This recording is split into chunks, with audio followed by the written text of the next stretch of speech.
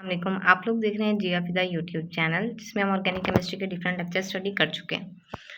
आज का जो हमारा टॉपिक है वो है विटिक रिएक्शन। ये एक इम्पॉर्टेंट रिएक्शन है। बीएस केमिस्ट्री 6 सेमेस्टर के लिहाज से बहुत इंपॉर्टेंट एक ये रिएक्शन है। रीअरेंजमेंट का ही ये टॉपिक है।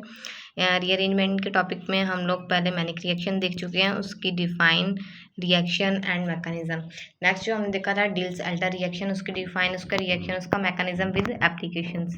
ठीक है, आज का जो हमारा ये थर्ड टॉपिक है, लेक्चर नंबर 4 या 5 लेक्चर है ये आपका, जिसमें हम देखने लगेंगे विटिक रिएक्शन क्या होता है। इसमें हम सबसे पहले इसकी डिफाइन देखेंगे, फिर इसका रिएक्शन और मैकेनिज्म एक साथ स्टडी करेंगे, विद एप्लीकेशन स्टडी करेंगे। ठीक है, तो अब हमारे पास जो विटिक रिएक्शन है, विटिक रिएक्शन की एक्चुअल में डिफाइन क्या, डिफाइन की जो रेड से लिखी हुई मार्क की हुई ये इसकी डिफाइन है। वो कहते हैं द रिएक्शन बिटवीन अल्डिहाइड, जो रिएक्शन हो किसके दरमियान में, between aldehyde ketone and phosphorus yield. Phosphorus yield क्या होती है, ये वाली जो चीज़ होती है इसको कहते हैं फास्फोरस यील्ड। ठीक है, P और 3R होते हैं CH2 के ऊपर नेगेटिव, प्लस ये हमारे पास फास्फोरस यील्ड होती है, ये हमारे पास फास्फोनियम यील्ड कहलाती है। ठीक है, और टू प्रोड्यूस, ये प्रोड्यूस करती है अल्कीन एंड फास्फाइन ऑक्साइड। ये आपके पास ये हमने ले ली फॉर एग्जांपल कोई भी कीटोन या अल्डिहाइड, ये जिस आपके पास प्रिपेयर हुई ये आपके पास वो अल्कीन बन गई है। ये R3P डबल बॉन्ड O, ये आपके पास क्या फास्फाइन ऑक्साइड है।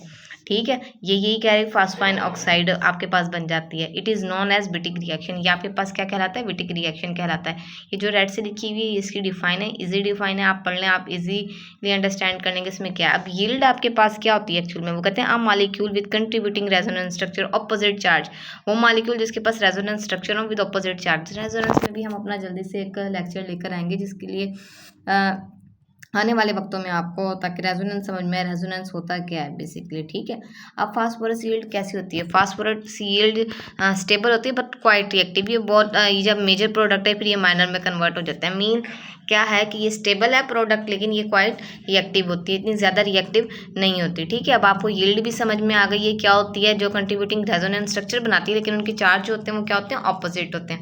अब हमारे पास फास्फोरस यील्ड के ना 3 कंपाउंड की जो ये रीज़न है कि किस टाइप की होती हैं ये बताया मैं। रेडिली कन्वर्जन, ये P3 to P2 में कन्वर्ट हो जाते हैं फॉरन।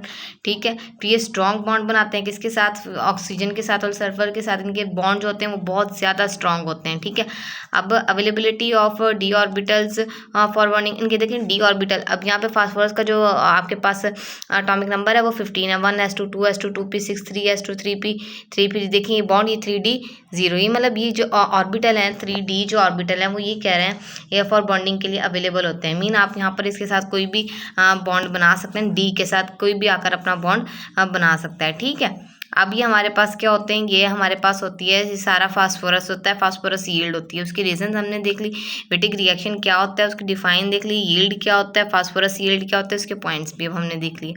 अब जो नेक्स्ट हमारे पास एग्जाम्पल, अब फॉर एग्जाम्पल ये हमारे पास एग्जाम्पल दी हुई है। अब हमारे पास क्या होता है, ये जो OH ग्रुप नेगेटिव है ये क्या करता है, इस वाले P पर अटैक करता है, जिसकी वजह से ये जो OH ग्रुप है ये इसके साथ पॉजिटिव चार्ज है ना यहाँ पर आकर लग जाता है। अब क्या होगा, वाटर माइनस हो जाएगा, मीन H आपके पास क्या होगा, रिमूव हो जाएगा, क्योंकि OH नेगेटिव है वो क्या होगा, माइनस होगा।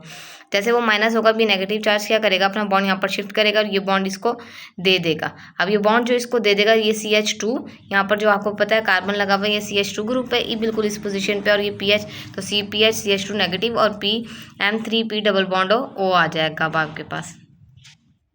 हाँ जी, अब क्या होगा आपके पास, ये यहाँ पर शिफ्ट करेगा उधर, ये CH2 नेगेटिव और ये चीज़ बन जाएगी। ये जो चीज़ आपके पास बनी है आपको पता है ये क्या, आपके पास फास्फोनियम यील्ड है। एक्चुअल में ये प्रोड्यूस होती है, साथ में ये अल्कीन बनती है हमारे पास, ये वाटर के साथ वापस रिएक्ट करेगी और ये वाली चीज़ बना देगी। ये एग्जाम्पल थी हमारे पास विटिक रिएक्शन की। इसका एक रिएक्शन हम और देख लेते हैं फर्दर। हाँ जी, ये रिएक्शन अब हम देख लेते हैं। हमारे पास वही PH3 मीन की 3 जो आपके पास है, PH आपको पता है ये हमारे पास रिंग होती है, बेंजीन रिंग होती है एक्चुअल में, और ये इसके ऊपर ये जो बॉन्ड है ये आपके पास R ग्रुप, ये H, ये Br, ये R, ये इस लोन पे इस वाले कार्बन पे अटैक किया तो Br यहाँ से क्या हो गया, निकल गया, मीन यहाँ काउंटर आइन के तौर पर मौजूद रहेगा। ठीक है, और यहाँ पर जो कार्बन ये जो P था इसके ऊपर क्या आ गया, पॉजिटिव चार्ज आ गया।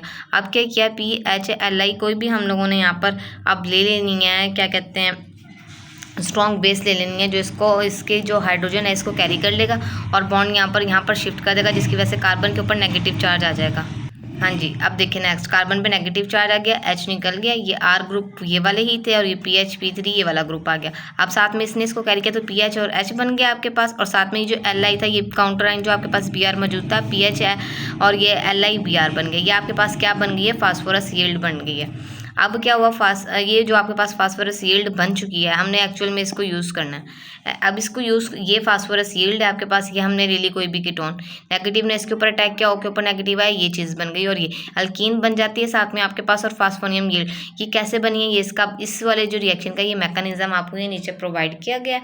अब यहाँ पे आप देखें, हमने वो कीटोन ली और जो फास्फोरस यील्ड बना था आपके पास, वो इस नेगेटिव चार्ज ने क्या किया, इस वाले कार्बन पे अटैक किया, ऑक्सीजन के ऊपर नेगेटिव चार्ज, ये चीज़ ऐसे बन गई, ये वाली ये चीज़ ये वाली आ रही है, कार्बन के साथ इसने बॉन्ड बनाया, ये बॉन्ड बन के कार्बन के साथ ये दोनों आ रहा है, और ये चीज़ आ गई।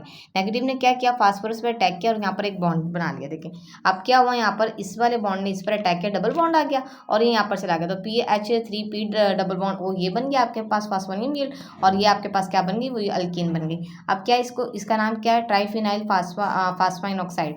ट्राइफिनाइल क्यों कह रहे हैं, क्योंकि 3 फेनाइल ग्रुप इसके साथ अटैच हैं, ठीक है। अब ये इजी से इसका रिएक्शन था, विद मैकेनिज्म आपको समझा दिया।